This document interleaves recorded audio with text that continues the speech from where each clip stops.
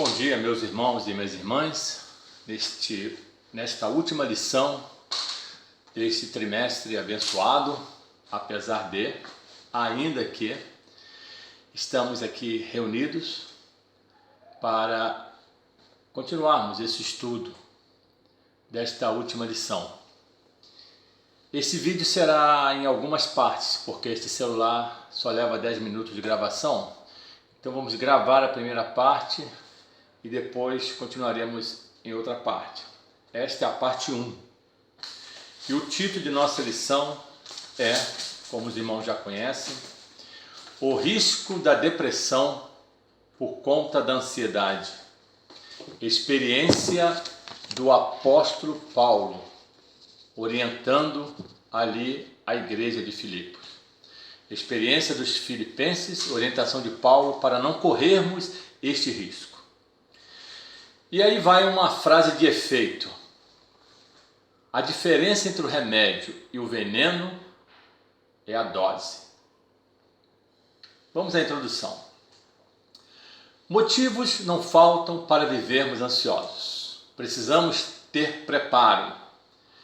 Preparo não só físico, mas emocional e espiritual.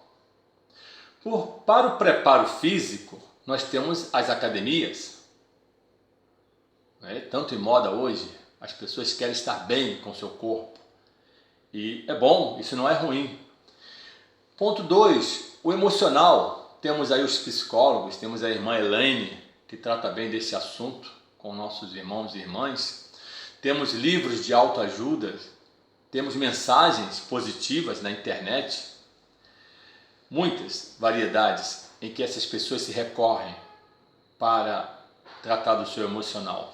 Ponto 3, o espiritual. O espiritual temos o quê? Isso, a palavra de Deus.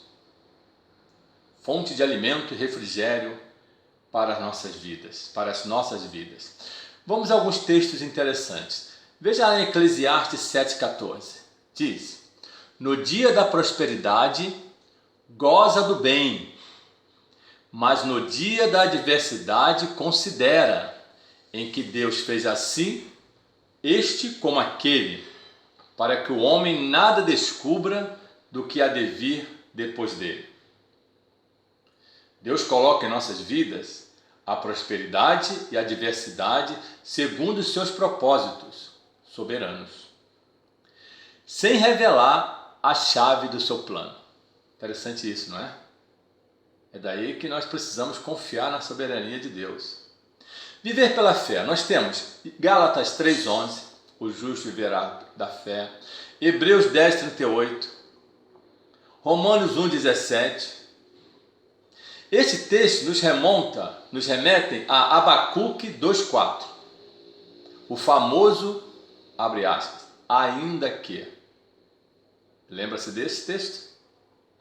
Este livro, Abacuque, nos apresenta um quadro de um homem que confiava em Deus, como nós confiamos, mas que estava perplexo, assim como nós estamos,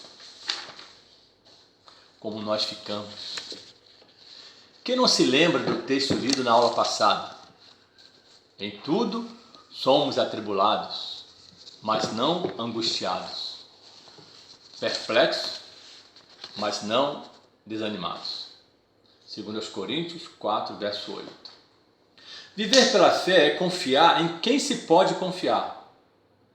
Você pode confiar na bolsa de valores? Quantas pessoas confiaram? Nos governos? Vai mudar o governo agora vai bem, vai dar tudo certo.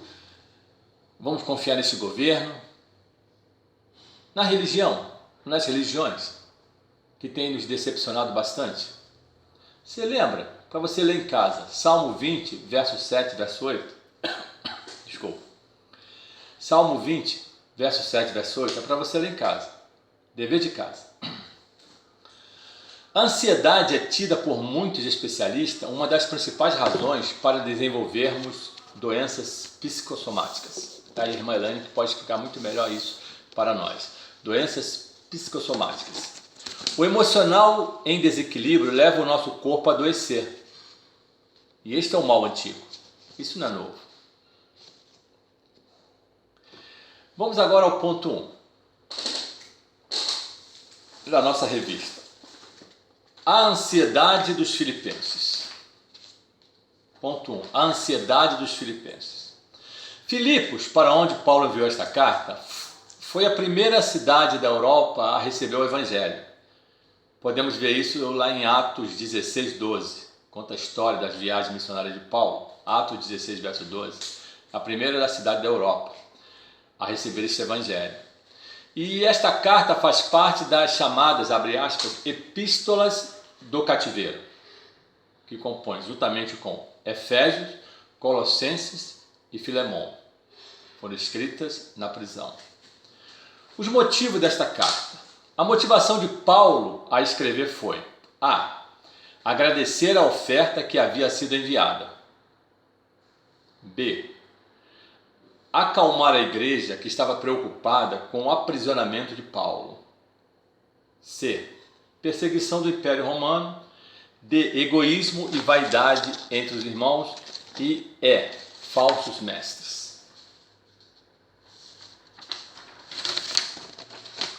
Mesmo da prisão, Paulo estimula os irmãos a se alegrarem no Senhor. Que loucura!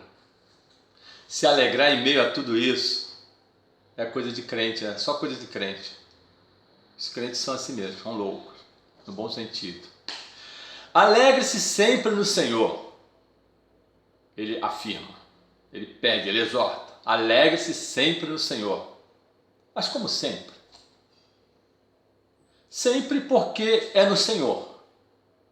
Não é em dinheiro, como já falamos, não é em bebida, não é em festa, não é em compras, shopping. Alegrar-se sempre no Senhor, porque todas essas coisas terrenas se acabam. Mas a alegria no Senhor é permanente e é profunda. Nós sabemos disso. Para passar este momento de ansiedade, o que nós precisamos é de Bíblia, vida de oração. Isto é um ótimo remédio. Diz o poeta: por isso cantamos hinos, temos prazer no louvor, até nas horas escuras do afastamento e da dor.